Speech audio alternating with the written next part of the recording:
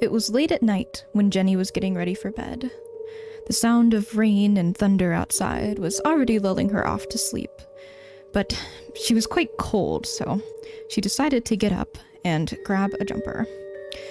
When she pulled it on, she noticed something in the corner of her eye, a figure outside her window. She thought it was just her mind playing with her, but seeing as she was on the bottom floor, it could be a person. Taking care not to provoke whoever it was, she walked over. It was dark out, and besides the rain, deathly silent. Jenny felt a chill run down her spine as she walked over to the window to take a closer look. She saw that the figure looked like a small girl, no older than Jenny. It was just a silhouette. The only thing she could clearly see was a small figure with long hair. She heard a noise from behind her that made her jump and turn around immediately. On the wall in her room, a message had been engraved. "Don't turn off the light." She couldn't stop staring at the words. Her heart was beating quickly. She could feel it all over her body. Her muscles were tensing as her arms and fingers and hands began to shake. She was only 10 and pretty easily frightened. Her legs felt weak and she dropped to her knees. Jenny lay on the ground for about a minute, taking in what had just happened.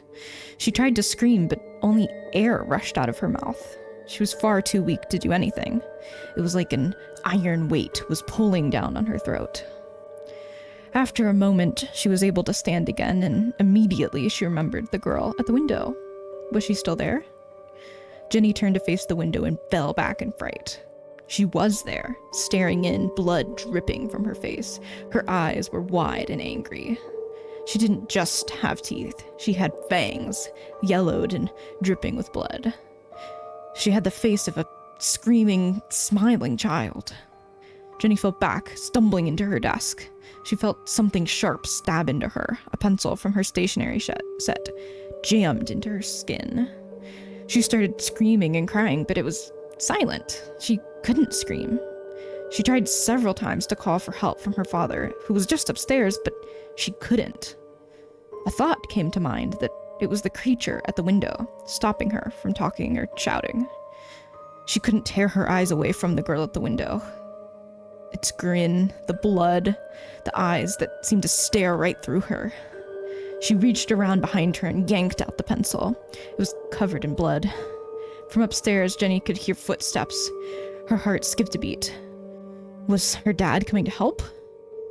Into her room walked her father, and she smiled, relieved. She was saved. Her father picked Jenny up and saw the stab wound from the pencil in her back. "Jenny, what happened, sweetheart?"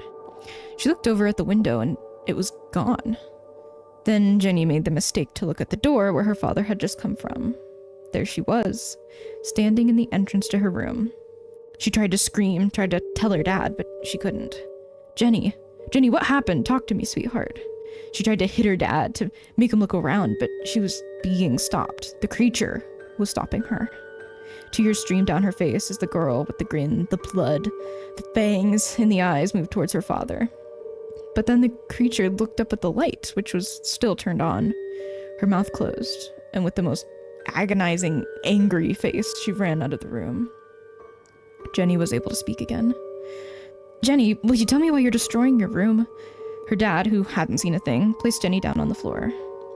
"A girl at the window wrote that." She pointed to the writing on the wall, to which her dad gasped. "Jenny, it was the girl, Dad.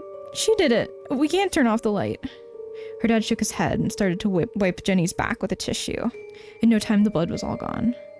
"All right, Jenny, you have to get back to bed now." Jenny started crying and screaming as the image of the demonic girl came back to her. "Will you stay with me then, Dad? Promise you will." Her dad nodded and sat on a small chair in the corner of her room. "I have to turn off the light, Jenny, or else you won't be able to go back to sleep." She nodded slowly and climbed back into bed. Her heart started beating quickly again as she wondered what would happen when the light went off. Maybe it was watching what was going on. Maybe it was watching whether or not the light was on. With a click, the light went off. "Are you still there, Dad?"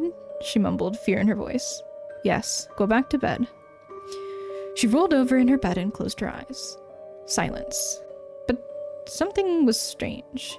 As more and more time passed, she expected her dad to leave, but it never happened. It was well over 10, maybe even 20 minutes now, and her dad had never moved. At first, she smiled at the thought of her dad being loyal and making sure everything was okay, maybe for the whole night. But she wanted to make sure. Jenny hobbled across the bed to the lamp, and click, the light went on. "Dad, no!" And there he was, dead. Her dad had been mutilated. His bottom jaw was removed. The tongue was left to hang out, with blood leaking from his mouth like a tap. His clothes had been ripped open to reveal a massive slice torn down his chest. One of his eyes was stabbed by the same pencil that had been in Jenny's back. She couldn't take it. Jenny fainted. And when she woke up, she wasn't in her bedroom anymore. She was in her living room now, tied to one of the chairs. The girl was standing on the other side of the room, holding a knife. Jenny started sweating with fright. She was crying so much that her eyes started to sing, and she could hardly see. It moved closer and closer to her. The creature grabbed a hold of Jenny's arm and bit into it. Her head flicked up in pain as her chest heaved in an attempt to scream. Her arm went numb as the creature ripped at some of the flesh. Her heavy breathing became annoying for the creature, so it repeatedly stabbed her in the chest with the kitchen knife. The gag in Jenny's mouth became soaked with blood as it poured from her mouth. Her eyes rolled back as the pain became unbearable. The creature made its final move, slowly cutting at her neck with the knife. Jenny cried. She knew her death was soon, but it wasn't instant. The pain was incredible. Minutes later, her head was removed, and she was dead.